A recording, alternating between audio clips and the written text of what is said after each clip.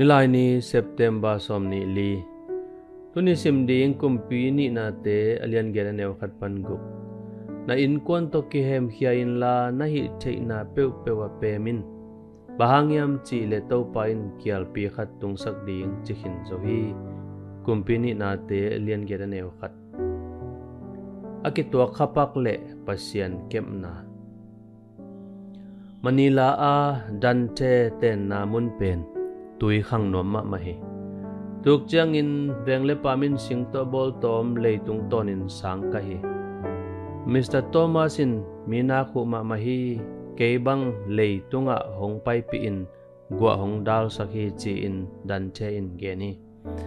Danche in Manila leilulama pol pi khata pol lutin liu in lai siang to hil namakai.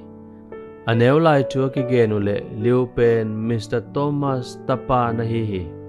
Pasyan chua akitwa kha chi omlowa. Upna chua hong makai pa tapa ma pasyanin zang hi chin den che in te chi pangi. Sunem khwa teng no pi khat zong tua bangin pasyan don na nangahi.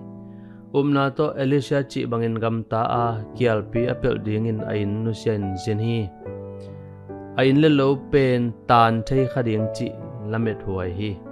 Ai hi zong in tua in le lo vai kumpi tunga anget lai tak tek tekin Alicia na sempa ke hazi in kumpi pa to ama chu na gen chi hi. To hun ma in ge hazi in nupi nu tapa asi pen ahing kiek mukhange hi. Ge hazi in kumpi pa o Alicia in atapa ahin kiek sak hinupi nu hi chi. Kumpi pan zongalen matu in ane le lamteng peki hi. Igel na bangin iwaite hong pian lo chiang na ngonin pasyan kem na le don na imuan ding ahi hi.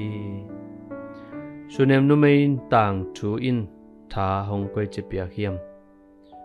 Tua in pasyan kem na thu hong koi chigen hiam. Ina pa o nong kep ton tung manin lungdaming. Amen.